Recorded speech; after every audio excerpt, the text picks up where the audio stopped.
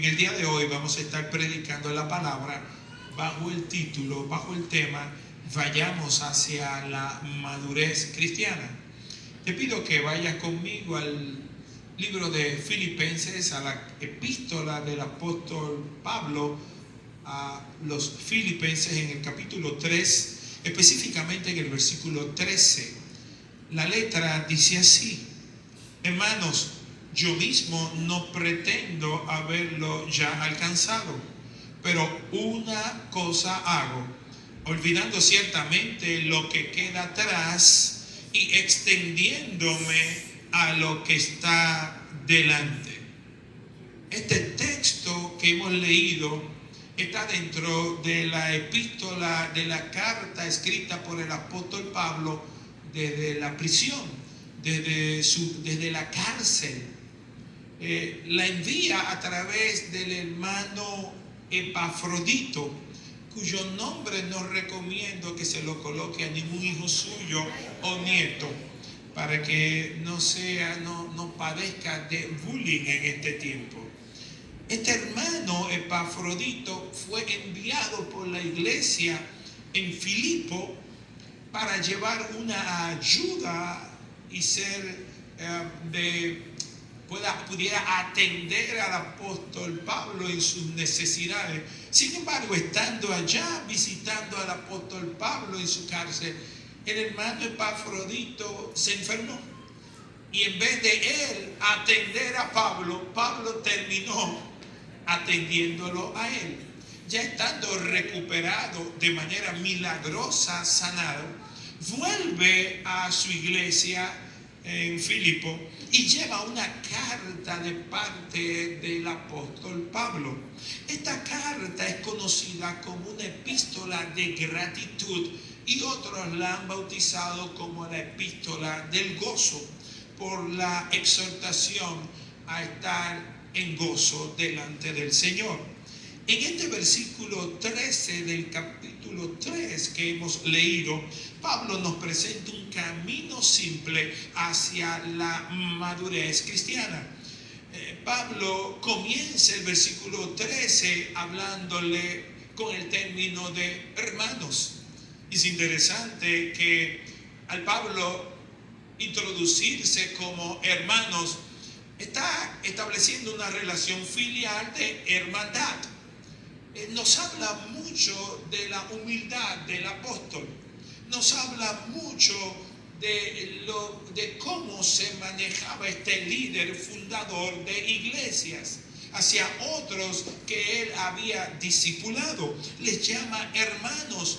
Este término de hermandad, indicando todos somos iguales en los caminos del Señor, delante del Señor, todos somos iguales. No hay uno por encima de otros. Todos somos parte de una hermandad cristiana. Esto dista mucho del estilo de algunos ministros al día de hoy que se sienten encumbrados por los títulos que ostentan. Bajo un falso concepto de honra, exigen a los miembros de sus iglesias, de sus congregaciones, el rendirle pleitesía, el celebrarle cumpleaños, el honrarlo de manera incorrecta, y llegan a sentirse muy encumbrados, como si fueran príncipes o reyes, y hasta tienen ayudantes civiles a su servicio, llamados escuderos, que le cargan la Biblia, le cargan el saco, le cargan todo. Una señal de una persona que ciertamente se ha convertido a Jesucristo es cuando tiene un carácter que revela a Cristo en su vida. No importa la posición, no importa el ministerio en el que esté colocado. Una de las herramientas para confirmar si una persona en verdad va en la dirección correcta, muestra lo que todos buscamos, evidencia de conversión. Pudiéramos incluso preguntarle a otros hermanos, ¿realmente tú has visto un cambio en mi vida, en la manera de yo actuar, en la manera de hablar, en la manera de dirigirme, hasta en la manera de caminar? Porque tiene que haber evidencias de conversión. Y no estoy hablando de religiosidad, estoy hablando de carácter transformado por la cruz. Si ven algunos de nosotros o algunos pudieran ver en nosotros carnalidades, si se ven más frutos de la carne y menos frutos del Espíritu, debemos de cuestionarnos esto en nuestro caminar hacia la madurez cristiana. Decía Dwight Moody, el gran evangelista del siglo XIX, tu buen testimonio debe sonar tan alto que tu voz no se pueda oír. ¿Escuchaste esto? El testimonio tiene que hablar más fuerte que nuestras palabras. Debemos de ser reconocidos como creyentes no por la manera en que hablamos, lo bonito que hablamos, lo bonito que predicamos, sino por nuestra vida diaria, por nuestras actuaciones. Que la gente tenga que decir, tenía que ser cristiano. Este hombre, sin decir que era cristiano, su actuación hablaba muy claro y fuerte de lo que él es.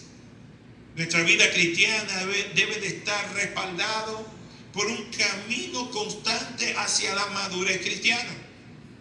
En una ocasión se le preguntó a Charles Spurgeon, llamado el príncipe de los predicadores, fulano de tal pastor que va a tu iglesia es cristiano. Él contestó, no lo sé, no he hablado todavía con su mujer, no he hablado todavía con su esposa. ¿Por qué contestó de esta manera? ¿Por qué? Porque pudiéramos tener mucho conocimiento bíblico, tener muchos años en el evangelio y hasta haber cursado 4 años en un seminario bíblico, pero quien verdaderamente sabe lo que somos son los que viven en nuestro hogar, son nuestros hijos, son nuestros cónyuges. En el caso de los hombres es tu esposa o tu esposo en el caso de las mujeres. ¿Por qué? Porque ahí no solamente oyen cómo roncas, sino cómo son tus modales, los días en que estás incómodo, los días en que tiras chuipe, o el día que se te salva un San Antonio. Alguien puede decir, ay, ahí nos conocen tal cual somos. Veamos por parte este versículo. En primer lugar, queremos que te fijes que la vida cristiana es una vida de humildad. El versículo 13 dice, hermano, yo mismo no pretendo haberlo ya alcanzado. ¿Qué es lo que Pablo quiere alcanzar que todavía no ha alcanzado? ¿A qué se refiere el apóstol? Un hombre que ya tenía años en el evangelio, que tenía una vida ministerial dilatada, que estaba en sus últimos años, pero todavía dice que todavía no ha alcanzado. ¿Qué es lo que no ha alcanzado? ¿Qué es lo que aún no tiene, para la cual no se siente totalmente satisfecho? ¿Qué es esto? Recordemos el versículo 13, en el capítulo 13, versículo 8 de Filipenses. Dice, y ciertamente, Pablo dice, y ciertamente aún estimo todas las cosas como pérdida por la excelencia del conocimiento de Cristo Jesús, mi Señor, por amor del cual lo he perdido todo y lo tengo por basura para ganar a Cristo. Y alguien preguntará, pero Pablo, ¿no conoces a Cristo?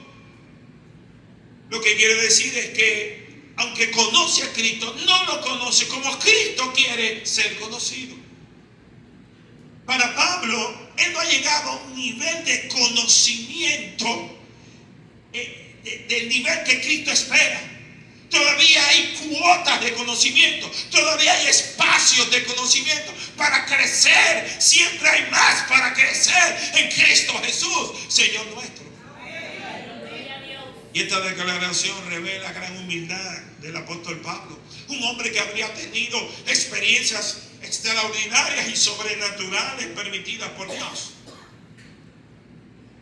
El problema de nosotros los creyentes es que nos sentimos muchas veces que lo tenemos todo, que no hay nada que aprender, que no lo sabemos todo, que no somos aconsejables, sino que estamos para aconsejar a otros, y esto es falta de humildad. Y dentro de esa falta de humildad nos vivimos comparando con los demás, pero al comparar no nos comparamos con alguien que sea mejor que nosotros.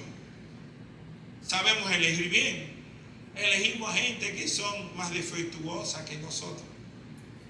Y una gran enseñanza que nos da Pablo es que Pablo, con quien se compare, con Cristo. Porque cuando se compara con Cristo se ve que chiquito. No busque compararse con otro ser humano. Y nosotros nos vivimos comparando, hermano, y escogemos nuestros propios marcos de referencia. Si estamos en sobrepeso, buscamos a alguien que esté más gordo que nosotros. Y hasta le preguntamos, las mujeres le dicen a los hombres: mi amor, yo estoy gorda como esa. Y uno tiene que decir: como esa no. No, mi amor, tú te ves muy bien. Si tú estuvieras como esa, estuvieras de barata.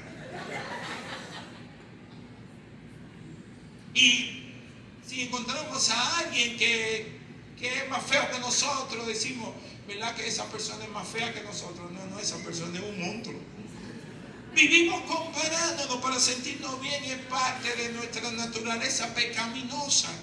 El ser humano es tan especial que cuando está en la escuela o en la universidad, al salir de un examen, la tendencia es preguntarle a otros: ¿cómo te fue? ¿Verdad que estaba duro el examen, Estaba duro. Y es porque tú sientes que estás quemado. Y según nos van diciendo los otros, hermano, nos alegramos porque a los otros les fue mal igual que a nosotros. Ah, sí, manito, tú te quemaste también. Tú estabas duro. Sí. Oh, ese profesor es una bestia. Hermano, y nos sentimos bien porque al otro le fue mal como a nosotros. Nos vivimos comparando. Sin embargo, Pablo se compara con Cristo. ¿Y por qué se compara con Cristo? Y no con un hermano más débil que él. Porque solo cuando nos comparamos con el modelo perfecto que es Cristo, entonces llegamos a una conclusión: en verdad no lo he logrado. En verdad no soy tan santo como yo me creo. En verdad me falta mucho por crecer. Yo no he logrado el nivel de amor. No soy tan amoroso como pienso que lo soy. No soy tan íntegro como digo que lo soy. No soy tan honesto como la gente cree. Cuando me comparo con Cristo, no soy tan hospitalario. No me gusta que me visiten en mi casa. Y tengo que crecer en hospitalidad hasta para invitar al pastor un día a mi casa. Porque tengo 10 años, 20 años en la iglesia. Me he mudado 7 veces de casa. Ni en la primera ni en la séptima he invitado al pastor. No porque el pastor necesite que usted lo invite, sino porque usted necesita crecer en hospitalidad. Porque es una área que tiene que inaugurarla. Quitarle el moño en su vida. Hello. Pero cuando digo al pastor, estoy hablando de otros hermanos de la congregación. Y usted dice: ¿por qué no crezco? ¿Por qué la gente no reconoce mi liderazgo? Porque a usted le falta amor, a usted le falta empatía, a usted le falta hospitalidad. Cuando la gente se le acerca y dice a la gente: ¿pero por qué no me aman? Vea cómo usted trata a los demás. Y si usted no da amor, ¿cómo espera recibirlo? ¿Cuántos dicen gloria a Dios? Cuando nos comparamos con Cristo, veremos una serie de áreas que nos faltan todavía crecer. Y en el 2026 tenemos esas materias pendientes. Veremos que todavía no hemos logrado el nivel de desinterés en lo material. No hemos logrado ser tan humildes como deberíamos. No hemos llegado a ser tan obedientes. Cuando el pastor nos dice: muévanse de tal asiento a tal asiento, no somos tan obedientes. A la primera no somos obedientes. Y si no somos obedientes al pastor que lo vemos, tampoco lo seremos a Dios que no lo vemos. Llegaremos a decir una vez y otra: no lo he logrado, no he llegado. ¿Saben por qué Pablo revela que él mismo no lo ha alcanzado? Para que los demás no tengan falsas expectativas de él como líder. nosotros los líderes cometemos errores, y es que no revelamos nuestros defectos. Y cuando no revelamos nuestros defectos, la gente a los cuales estamos liderando nos idealiza. Y eso es incorrecto. Un buen líder es alguien que revela sus defectos, que también le da hipo. Hello. O sea, que está sujeto a las mismas luchas que cualquier miembro de la iglesia, de la congregación. Pablo tenía razones humanas para sentirse superior a otro. Sin embargo, no esgrimía esa superioridad. Cuando vamos a Filipenses capítulo 3, en los versículos del 4 al 6, Pablo narra su parte de su currículum. Dice: aunque yo tengo también en qué confiar en la carne, si alguno piensa que tiene de qué confiar en la carne, yo más, circuncidado al 8º día, del linaje de Israel, de la tribu de Benjamín, hebreo de hebreos, en cuanto a la ley fariseo, en cuanto a celo perseguidor de la iglesia, en cuanto a la justicia que es en la ley, irreprensible. Es decir, yo como religioso era el mejor. Pero él sabía que a través de la religiosidad no podía ser salvo. Humanamente hablando, Pablo podía sentirse totalmente realizado. Pero dice en Filipenses 3:7: pero cuantas cosas eran para mí ganancia, las he estimado como pérdida por amor de Cristo. Para él son basura. Por amor a Cristo, por servir a Cristo, aunque no tenga el reconocimiento de los demás, Pablo señala que no obstante su vida, su currículum impresionante, Pablo dice que todavía no lo ha alcanzado. ¿Para qué? Para que nadie lo idealice, sino que sus ojos se han puesto no en Pablo el apóstol, sino en Cristo y a su nombre. Pablo no dice: con tanto que yo he pasado, con cárceles, con naufragio, con persecuciones, con pedradas, con azotes de parte de los judíos, a mí hay que ponerme en un sitial. No, él revela su total humildad. El Pablo no dice: a la verdad que yo soy un tremendo siervo, a la verdad que yo me la estoy comiendo, a la verdad que yo soy el mejor predicador de la época. No, él no dice esto.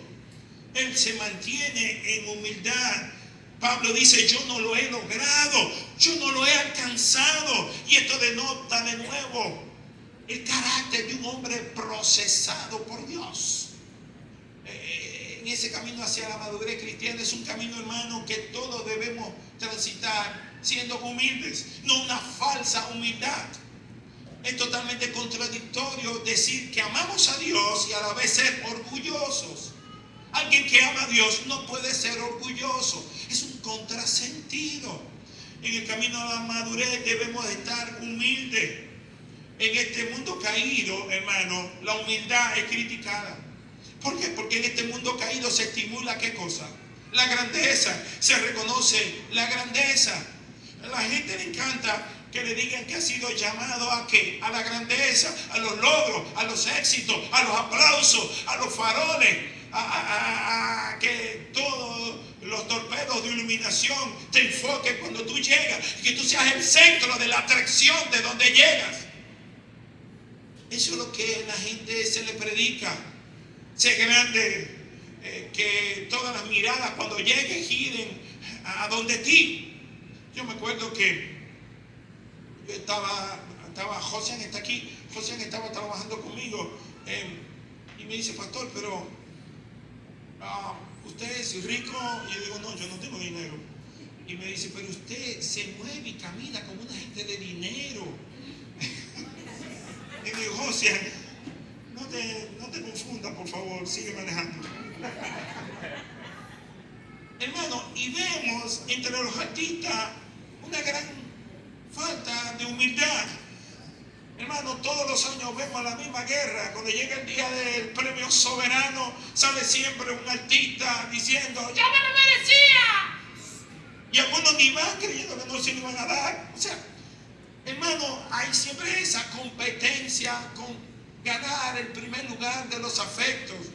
Es impresionante con todas las experiencias místicas del apóstol Pablo, que aún después de tantos años Este hombre dice, todavía no lo hemos alcanzado. Gente que tuvo experiencia mística de ir al tercer cielo, conforme dice 2 de Corintios capítulo 12, en toda la narrativa del versículo 1 al versículo 10, en donde llegó a ver cosas sobrenaturales, las cuales no le fueron dados el poderlas compartir plenamente. Vemos un hombre con revelación, pero a la vez altamente procesado en diversas pruebas que trabajaron y moldearon su carácter para mantenerlo humilde.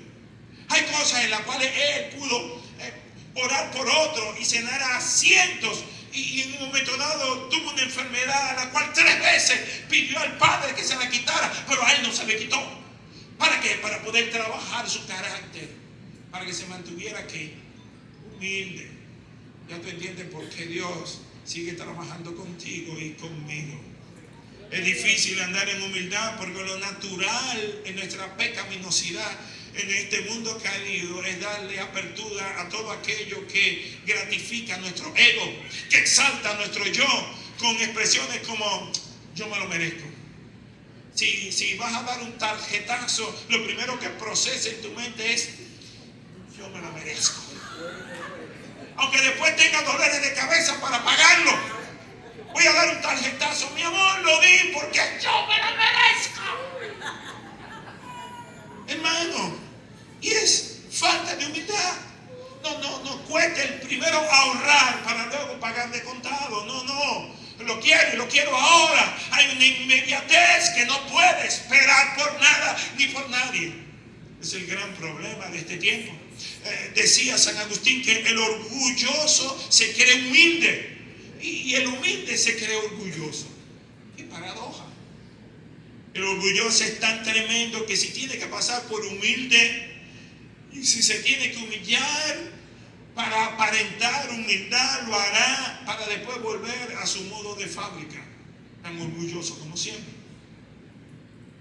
En una ocasión, y esta ilustración la compartí hace unos años con ustedes, un profesor bíblico de un seminario bíblico es invitado a predicar por un humilde miembro de su clase de hermenéutica que era pastor en un lugar bien apartado y pobre. Luego de pedírselo varias veces, el profesor fue a predicar a esa iglesita. Cuando está en el podium que va a predicar desde el púlpito, el profesor comienza a decir, bueno, yo estoy aquí, aunque yo realmente estoy acostumbrado a predicar a seminaristas y profesionales cristianos, haré un gran esfuerzo para poder predicar a un nivel tan limitado, bajar a un nivel donde ustedes me puedan entender, porque yo sé que mi léxico es muy superior a lo de este lugar, denotando su fuerte orgullo. Después de la primera, Dios se la trae y el individuo no encuentra la palabra que va a predicar. Se pone torpe y no sabe cómo leer el texto que eligió. Y después de esa primera, el individuo enmudeció. Y compungido, bajó en posición muy humilde y avergonzado desde el púlpito. Y una viejita que estaba ahí dijo en manera proverbial, si el profesor hubiera subido como bajó, hubiera bajado como subió. Pablo nos enseña que la humildad es estimulada en el cielo, pero la humildad no es estimulada en la tierra. Cuando Dios tiene propósito con una persona, lo va a procesar. Pastor, pero yo quiero ser evangelista, yo quiero ser pastor, yo quiero ser apóstol, yo quiero ser tremendo en Dios. Prepárate para ser procesada. No, pero yo quiero la gloria. No, tienes que conocer la historia. Si vemos la historia de José en el Antiguo Testamento, en Génesis, no solamente su vida se circunscribió a que le echaron en un pozo. donde los mercaderes lo encontraron y lo vendieron como esclavo. No, no. Lo que dice la Biblia es que ahí fue que comenzó sus calamidades. Este hombre, antes de ser el número uno, la mano derecha de Faraón, teniendo apenas 17 años de edad, levanta la mano los que tienen menos de 17 años de edad en adición al pastor. Menos de 17 años de edad tiene usted, oh Dios, en tu mente. ¿Qué pasa? Hermano, José pasó 13 años, hermano. ¿Cuántos años? 13 años cogiendo canquilla en la casa de Potifar, trabajando duro para Potifar. Luego viene la mujer, se le enamora, porque yo era un muchacho que se veía bien, ¿sabes? Entonces el tipo se tira por una ventana, cae preso. Duró 13 años pasando trabajo. ¿Se entiende? La gente quiere ser como José ya cuando está como el primer ministro de Faraón. Ahí sí. ¿Entiendes? Hermano, entonces vamos a Moisés. Moisés duró 40 años creyéndose alguien. Hijo de la hija de Faraón. Andaba en su Ferrari. Salía en la casa de Alofoque. O sea, Moisés estaba en la primera línea, estaba en las revistas, hermano. Estaba ahí, hermano. Estaba en el jet set. Él salía con un avión de fotos atrás y el avión era verdad. No como ahora. Hermano, Moisés estaba adelante, como dicen los muchachos. Sin embargo, ¿qué pasó? Dios se mete y cambia la historia de Moisés. Y lo mete en un desierto. Y lo trabaja durante no un año, 40 años en un desierto. ¿Estás entendiendo? 40 años. Pastor, yo quiero que Dios me use. ¿Estás dispuesto a que Dios te use? ¿Quieres ser procesado durante 40 años? No, pastor, yo me quedo mejor como estoy. Gente que Dios lo usa grandemente, gente que ha sido muy procesada. Vamos al caso de David. Cuando llega a ser ungido, siendo un muchacho que tiene entre 14 y 17 años de edad, que nadie lo toma en cuenta entre los hijos de Isaí, ni su papá, ni sus hermanos. Y el profeta dice, pero es que falta uno. Sí, hay uno chiquito allá que está bregando. No, tráemelo. Y lo unge. Entre ese momento y llega a su coronación como rey de Judá, pasaron cerca de 17 años. Mientras tanto tuvo que salir huyendo porque Saúl, en su locura, lleno de demonios, lo quería matar. ¿Se entiende? Entonces nosotros nos gustaría como brincar desde el día que Dios nos llamó hasta el día del encumbramiento, pero eso no es la realidad de lo que la Biblia nos enseña. Dios va a procesar nuestro carácter en el camino hacia nuestra madurez espiritual. Dale un aplauso al que vive. Si no practicamos la humildad como estilo de vida, hermano, Dios se encargará de presentarnos situaciones de humillación para darnos lecciones de la necesidad de bajar nuestro ego, nuestro orgullo. Dice el versículo 13, el texto principal que estamos tratando. Hermanos, yo mismo no pretendo haberlo ya alcanzado. Filipenses 3:13. Pero una cosa hago. Y nos detenemos. Él dice, una cosa hago. Es decir, este hombre está determinando ¿qué? Prioridades. Él nos dice, y 10 cosas hago. ¿Qué dice él? Una cosa hago. Entonces nos está dando un modelo, hermano. En este 2026, proponte ¿qué? Una cosa. La logra, te propone la otra. ¿Se entiende? Muchas veces comenzamos con 50 objetivos. ¿Cuántos logramos? Ninguno. Una cosa a la vez. Un día a la vez. Amén, hermanos. No son muchas. Dice, yo me concentro en una sola cosa. En el mundo greco-romano en el que vivió Pablo, una de las dinámicas de la vida de aquel entonces eran lo que se conoce todavía el día de hoy como los Juegos Olímpicos. que se celebraban, al igual que el día de hoy, cada 4 años, en una ciudad griega llamada Olimpia. De ahí viene la palabra Olimpiadas.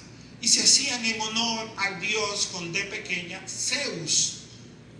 Los primeros juegos, reiterados, fueron en el 776 a.C. Es decir, tenemos cerca de 2800 años celebrando Juegos Olímpicos. Es impresionante cómo esa tradición ha sobrevivido al tiempo. Al decir la expresión de doble propósito, olvidando ciertamente lo que queda atrás y extendiéndome a lo que está delante, Pablo está describiendo a los atletas olímpicos, a los corredores de 100, 200, 400 metros. Y una persona que corre, por ejemplo, 400 metros, como Marilady Paulino, nuestra corredora y ganadora olímpica en el 2024, no puede mirar atrás, porque mirar atrás trae distracción, aminora la marcha, nos refrena. El corredor, el atleta profesional, solo tiene en mente una cosa, la meta. ¿Cuál es lo que está en tu mente? Las distracciones de cómo viven los demás, los consejos de las amiguitas, de los amiguitos, de los vecinos, de las vecinas, de cómo vive aquel. No, tu meta es ser como Cristo y a su nombre. Los atletas entrenan durante 4 años para un juego olímpico.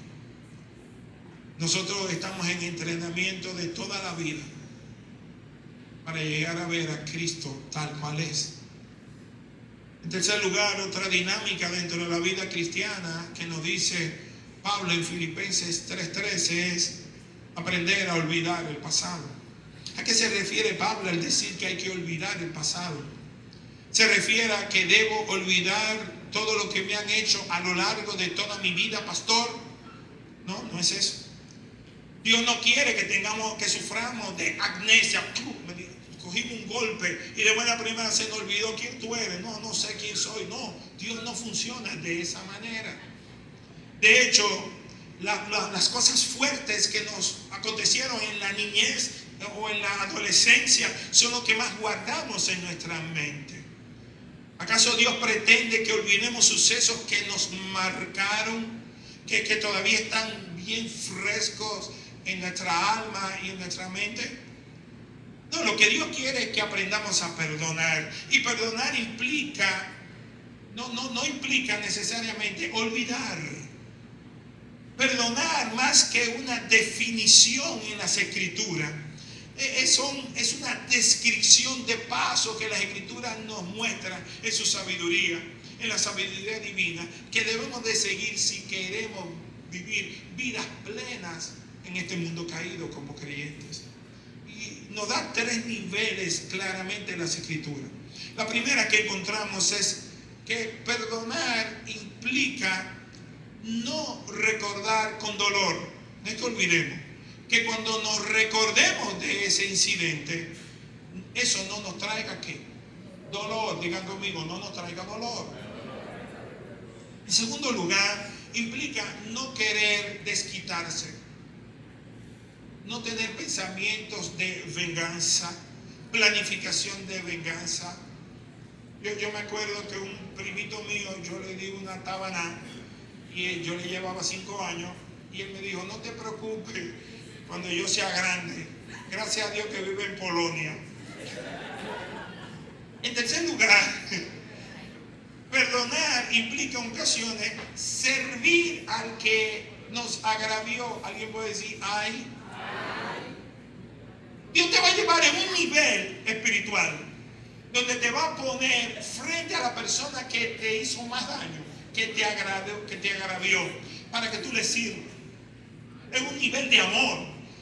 Hay mujeres que saben lo que yo estoy diciendo, que se ha casado con un hombre cuyo esposo la maltrató de palabras, de acciones, de hechos, la vejó, la humilló y luego se enfermó y está ahí. Y usted tiene que ponerle la sopita, la cucaracha, la cuchara, eso mismo. La cucaracha era el hombre, la cuchara. ¿Alguien sabe lo que estoy diciendo? Entonces, perdonar perdonar implica no recordar con dolor, no tener deseos pecaminosos de venganza. Y perdonar implicará, si el Señor te permite ese privilegio, devolver en amor a aquel que te hizo daño. Cuando Pablo dice, olvidando ciertamente lo que queda atrás, lo que implica es que mi pasado no va a afectar mi presente. Di conmigo, mi pasado no debe afectar mi presente. Es imposible que tú seas feliz andando, trayendo el pasado. Hay personas, hermano, que le encantan hablar del pasado. Y hubo un cantante que dijo, lo pasado no regresa, hermano, no me interesa. Pablo tenía razones de sobra para olvidar su pasado. Su pasado no fue lindo ni piadoso, fue un pasado oscuro, siniestro, como religioso, lleno de maldad. Él era perseguidor de la iglesia. Pensemos en las razones de por qué debemos de morir al pasado, sepultar ese pasado. Debemos morir a nuestro pasado en primer lugar, porque parte de nuestro pasado nos avergüenza. Solo pensar en ese pasado, hay cosas que nos avergüenzan. Nuestro pecado debe de producir en nosotros vergüenza. ¿Por qué? Porque hay cosas que usted no debe de traerla del pasado al presente, porque no edifican. Usted no hace nada diciendo, ¿usted sabe algo? Yo en ese colmado me tiraba 25 cervezas. ¿Pero de qué edifica tú decir eso, por favor? Cristo es una nueva criatura. Ay, yo me emborrachaba como un perro. Pero, por favor, ¿de qué edifica eso? ¿Se entiende? Usted tiene que saber lo que sale de su boca para no volverse a contaminar. En segundo lugar, debemos morir a nuestro pasado, porque Satanás es especialista en salir como fiscal para acusarnos. Tal y como dice Zacarías capítulo 3, describe a Satanás como el gran acusador. Las veces que Pablo, imagínate, tuvo que recordar la cara ensangrentada de Esteban mientras él ayudaba y él mismo tiraba piedra contra Esteban y Esteban caía ensangrentado. Eso muchas veces tuvo que haberlo despertado en la noche. Y Satanás decirle, que eres cristiano ahora, de que apóstol, apostolista, tú que mataste a Esteban. Él tenía que decir, el Señor reprenda al diablo. ¿Se entiende? Pero por eso Pablo creció en Romanos capítulo 8, versículo 33, dice, ¿quién acusará a los escogidos de Dios? Dios es el que justifica, Dios es el que salva, Dios es el que perdona de pecado. En tercer lugar, debemos hacer morir nuestro pasado, porque nuestro pasado muchas veces lo que trae es heridas. Hay gente que debe cerrar, hermano, heridas, porque nuestro pasado nos hiere. Hermano, hay gente que tiene que aprender a cerrar ciclos. En este 2026 aprende a cerrar ciclos. Y si tú no lo puedes, busca ayuda espiritual, busca ayuda con un terapeuta, pero no te quedes rumiando tu pasado por lo que te hizo alguien. No, alguien que te esclavizó, te sigue esclavizando porque vive dedicándole tiempo a ese pasado. Hermano, el buscar culpable o guardar rencor no va a remediar tu pasado. Los lamentos tampoco van a cambiar tu pasado. El lloriqueo no va a cambiar tu pasado. Hermano, a Pablo le dolió la muerte de Esteban, pero él supo pasar la página y caminar. Hermano, y alguien aquí en la iglesia dirá, pastor, pero es que usted no sabe lo que me pasó, usted no sabe lo que ha sido mi vida, es que usted no sabe, pastor, es verdad, yo no sé, pero Dios sabe, y Dios te sanó, Dios te perdonó, Dios te puso nombre nuevo. Yo no puedo, pero Dios sí puede bregar contigo y con tu pasado, darte propósito nuevo. En último lugar, no decidir morir al pasado nos estanca en la vida. Si tú decides mantenerte en el pasado, vivirás una vida miserable, una vida infructífera, una vida de depresión, una vida de culpabilidad innecesaria. Estarás encerrada en tus propias prisiones. Y Cristo vino precisamente para declarar libertad. Hermanos, los cristianos somos los primeros que tenemos que decir: yo soy libre. Y aunque vengan esos pensamientos, decir: mentira del diablo, yo soy libre en Cristo Jesús. La cuarta y última recomendación de Pablo en Romanos 3:13 es: y extendiéndome a lo que está delante. No es solamente tomar decisiones correctas, es esforzarnos para alcanzar los propósitos que Dios ha definido para nuestra vida. Extenderme es el esfuerzo que debemos de hacer cada día para avanzar. Hay una parte que Dios va a hacer por ti y hay otra que te toca a ti hacer por ti. Por eso en Colosenses capítulo 3 versículo 5 dice: haced morir en vosotros lo terrenal. Dios no dice: yo voy a hacer que ustedes mueran lo terrenal. No. Él nos manda en Colosenses capítulo 3 versículo 5: haced morir en vosotros lo terrenal. Es decir, nosotros ya tenemos el poder. Al tener el Espíritu Santo de Dios en nosotros, tenemos la capacidad que antes no teníamos para hacer morir en nosotros lo terrenal. Hay una cosa que Dios va a hacer por nosotros, hay otra que Él espera que hagamos nosotros, que tomemos la decisión nosotros. Y cuando tomemos esa decisión, tendremos todo el respaldo del cielo para avanzar. Dale un aplauso al que vive y reina. En el Antiguo Testamento, Dios le había prometido al pueblo escogido, al Israel histórico, le prometió ¿qué cosa? Una tierra prometida, donde fluye leche y miel. Cuando estaban frente a la tierra prometida, se encontraron con tremenda experiencia. ¿Cuál? Que la tierra estaba habitada.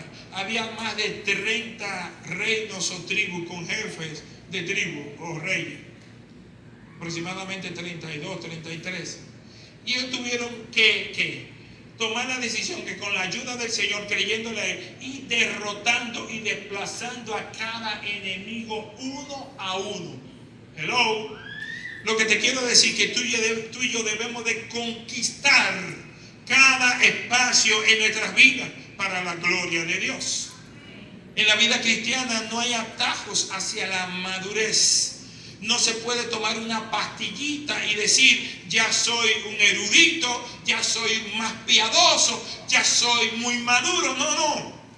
Usted debe de tomar cada día la decisión de disponer de los elementos de la gracia de Dios. Pastor, ¿y cuáles son esos elementos de la gracia de Dios para yo crecer, para ser más madura, más maduro en mi vida cristiana? Boa, Biblia, oración y ayuno. Digan conmigo: boa. Digan conmigo: Biblia, oración y ayuno. La cruz, hermano, es un instrumento de muerte hace 2000 años. La cruz, al día de hoy, espiritualmente hablando, es la muerte de nuestro ego. Si alguno quiere venir en pos de mí, dijo Jesús, tome su cruz y sígueme. El camino a la madurez cristiana tiene que ver con tomar nuestra cruz cada día. No dice: toma la cruz el día que te conviertes y olvídate de eso. No, Él dice: toma tu cruz cada día. Cada día tenemos que luchar con lo que tenemos que luchar en ese día, un día a la vez. Hermanos míos, esta carrera espiritual es dura. Por eso nos pide que nos extendamos. Es decir, que hagamos todo el esfuerzo de dominar, sojuzgar la carne, los apetitos de la carne. Saber, aprender a decir: no, puedo, pero no me conviene. Puedo hacerlo, pero no conviene a mi vida espiritual. Todo me es lícito, mas no todo conviene. A mí hoy no me conviene salir. Hoy no me muevo de mi casa. Hoy me quedo tranquilo, tranquilito. Hermano, la vida espiritual es dura. A veces no es fácil, pero la victoria es posible con la ayuda del Señor. En la vida cristiana va a haber obstáculos, va a haber caídas, va a haber deslealtades, va a haber traiciones de gente que tú amas, te va a traicionar. Pero hermano, aunque haya dolor y sufrimiento, Cristo venció por nosotros en la cruz del Calvario. Nuestro Cristo venció. Por eso dice el escritor de los Hebreos: puestos los ojos en Jesús, autor y consumador de nuestra fe. Corramos la carrera que tenemos por delante en este 2026, poniendo nuestra mirada en el galardón. ¿Y sabe cuál es nuestro galardón? Llegar a ser como Cristo. ¿Para qué? Para un día poderle ver cara a cara y oír de Él: venid, benditos de mi Padre, entrar en el reino del Señor. Pongámonos sobre nuestros pies.